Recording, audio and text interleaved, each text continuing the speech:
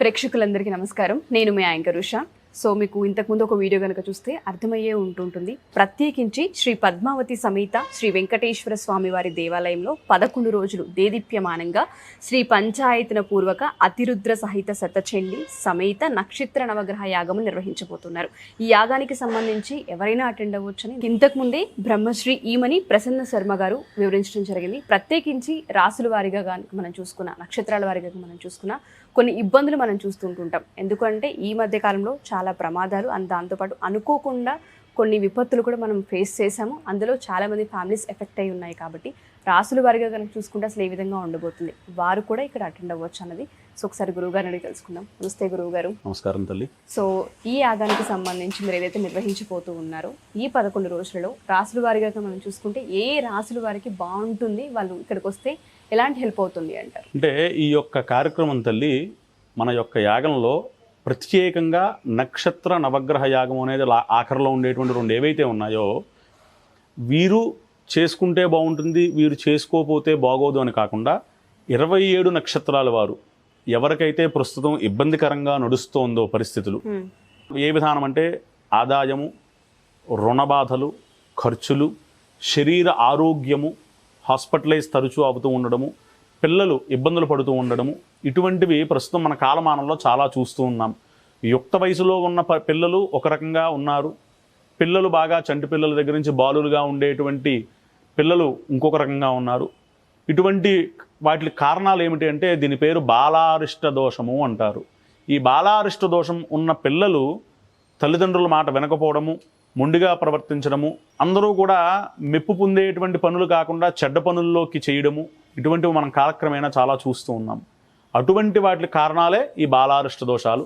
ఆ బాలారిష్ట దోషాలు ఉన్న పిల్లలు ఎవరైతే తల్లిదండ్రుల మాట వినకుండా ఇబ్బందులు పెడుతూ ఉండి సత్ప్రవర్తన సద్బుద్ధి లేకుండా విద్యా విషయాల్లో ఇబ్బందులు పడుతూ ఉండేటువంటి వాళ్ళు ఎవరైతే ఉన్నారో ఈ యొక్క పిల్లల కోసం తల్లిదండ్రులు చాలా విశేషంగా ఈ యొక్క కార్యక్రమంలో పాల్గొనొచ్చు. అలాగే ఆరోగ్యం భాస్కరాదిచ్చేదు, ఆరోగ్యం కొరకు ఎవరైతే ఆశిస్తూ ఉన్నారో, భగవంతుని ప్రార్థన చేస్తూ ఉన్నారో వారు పంచాయతనలో సూర్యనారాయణమూర్తి ఉంటారు.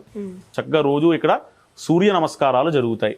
చక్కగా వచ్చి వారు సూర్య నమస్కారాల దగ్గర కూర్చుని అది చూసి ఆ తీర్థం తీసుకున్నట్లయితే, ఆ ప్రసాదాలు తీసుకున్నట్లయితే చాలా విశేషమైనటువంటి ఆరోగ్యం కొరకు అది జరుగుతూ ఉంటాయి. అలాగే స్తంభిత సర్వకార్య సిద్ధి అంటే మనం ఏదో ఒక కార్యక్రమం ప్రారంభం చేస్తాం, అది ఏదైనప్పటికీ కూడా అది విఘ్నాలు కలుగుతూ ఉంటాయి, విఘ్న దోషాలు అంటారు. దానికి గాను ఇక్కడ రోజు కూడా గణపతికి అష్టద్రవ్య హోమము, గణపతి మూలమంత్ర జపాలు జరుగుతాయి. ఆ యొక్క విఘ్న దోషాలు పోవడానికి ఈ కార్యక్రమంలో ఎవరైనా పాల్గొన్నట్లయితే వారికి సమస్త విఘ్న దోషాలు పోతాయి. అలాగే లక్ష్మీ ప్రాప్తికై ఆదాయం కొద్దే సంపాదిస్తున్నాం కానీ ఖర్చులు బాగా ఉంటున్నాయి, అప్పులు అయిపోతున్నాము, అప్పులు పాలవుతున్నాము అనుకునేటువంటి ఎవరైతే భక్తులు ఉంటారో ఇక్కడ శక్తి పంచాయతనంలో అమ్మవారిని లక్ష్మీ స్వరూపంగా కూడా ఆరాధన చేస్తాం.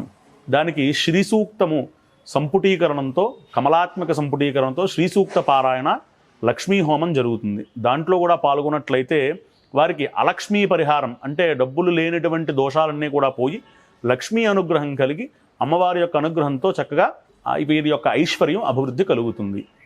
అలాగే విష్ణు యొక్క ప్రోక్తంగా సాంసారిక జీవితాల్లో భార్యాభర్తలకి చిన్న చిన్న దాంపత్య దోషాలంటే చిన్నగా పోట్లాడుకోవడాలు ఇటువంటివి ఏవైతే ఉంటాయో వాటిలన్నింటికి కూడా విష్ణు ప్రోక్తంగా జరుగుతూ ఉంటుంది. ఆ విష్ణువు యొక్క ఆరాధన చేసుకున్నట్లయితే దాంపత్య జీవితంలో ఉండేటువంటి అన్యోన్యత కలహాలు పోయి ఆ యొక్క అన్యోన్య దాంపత్యం అనేది ఏర్పడుతుంది తల్లి. అలాగే ఇక గ్రహాల దగ్గరికి వచ్చేసరికి చాలామందికి ఇప్పుడు ఏంటంటే కుంభరాశి మొదలుకొని కుంభరాశి, మీనరాశి, మేషరాశి వీరు ఏలినాటి శని అంటే 7.5 సంవత్సరాలు ఉండేటువంటి శని బాధ పడుతూ ఉన్నారు. ఆ యొక్క శని భగవానుని అనుగ్రహం కలగడం కోసం ఈ యొక్క గ్రహారాధన ఏవైతే గ్రహాలు ఉన్నాయో రవి దగ్గర నుంచి అంటే సూర్యగ్రహం దగ్గర నుంచి ప్రారంభం చేసుకుని సూర్య, చంద్ర, కుజ, బుధ, గురు, శుక్ర, శని, రాహుకేతువులు ఈ యొక్క 9 గ్రహాలు కూడా ఒక్కొక్కరి జాతకంలో ఒక్కొక్కలా వారి యొక్క స్థితులు ఉంటాయి. దాని యొక్క ప్రభావాలు కూడా అలాగే ఉంటాయి. ఒకరి జాతకంలో శని భగవానుడు చాలా అద్భుతంగా ఉంటాడు, ఒకరి జాతకంలో శుక్ర భగవానుడు బాగోడు. సో ఏంటంటే ఎవరి గ్రహాలు బాగోని ప్రస్తుత కాలమానంలో అందరికీ కూడా జ్యోతిష శాస్త్రం పైన కొద్దిగా అవగాహన కలుగుతోంది. సోషల్ మీడియాలో కానివ్వండి, లేదా ఉండేటువంటి బ్రాహ్మణోత్తముల దగ్గరికి వెళ్ళి చూపించుకోవడం దగ్గర కానివ్వండి, చాలామందికి అవగాహన ఉంటుంది. అందరూ కూడా మామూలుగా బయట ఈ పూజలు చేయించుకోవడానికి కొంత వ్యయప్రయాసాలు ఉన్నాయి. అటువంటి వారు వ్యయప్రయాసాలకి ఖర్చు పెట్టలేని వారు ఇక్కడికి వచ్చినట్లయితే సామూహికంగా 9 గ్రహాలకి కూడా జపాలు జరుగుతాయి. ప్రతిరోజు ఏ గ్రహానికి ఆ గ్రహానికి హోమం జరుగుతుంది. కాబట్టి ఇక్కడ వారు పాల్గొనవచ్చు. అంటే బయట బాగా ఎక్కువ ధన రూపేణ ఖర్చు అవుతుంది కాబట్టి ఇక్కడ కొద్ది దానితో ద్రవ్యాలతో ఆ ఉండేటువంటి హోమంకి సంబంధించిన ద్రవ్యాలతోనే నడిచిపోతుంది. కాబట్టి అటువంటి వారు కూడా సంప్రదించవచ్చు.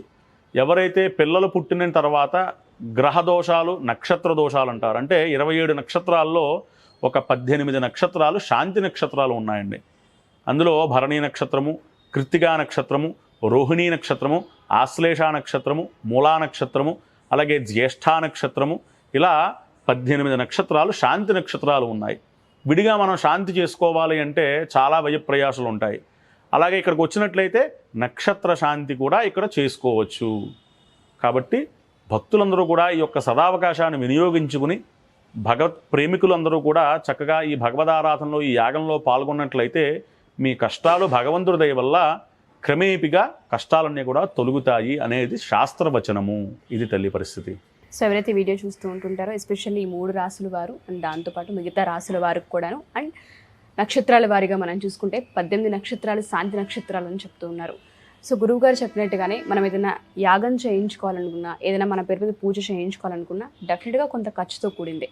కొంతమంది పరిస్థితులు బాగాలేనప్పుడు వెచ్చించలేరు వాటికి, అంటే ధనరూపేణ ఖర్చు పెట్టడం చాలా కష్టంగా ఉంటుంది. అలాంటి వాళ్ళందరికీ కూడా ఈ 11 రోజులు దేవుడు మనకు ఒక అవకాశం ఇచ్చారని భావించి మీరు ఎవరైనా సరే ఈ పూజలో, ఈ యాగంలో పాల్గొనాలి అనుకుంటే నేను డెఫినెట్గా స్క్రీన్ మీద ఒక నెంబర్ ఇస్తూ ఉంటాను. దానికి మీరు సంప్రదిస్తే డెఫినెట్గా గురువుగారి టీం కావచ్చు, గురువుగారు కావచ్చు, మీకు వివరాలతో పాటు ఏ విధంగా ఉంటుంది, ఎటువంటి నియమ నిబంధనలు పాటించాల్సిన అవసరం ఉంటుంది అనేది మీకు తెలియజేసే అవకాశం ఉంటుంది.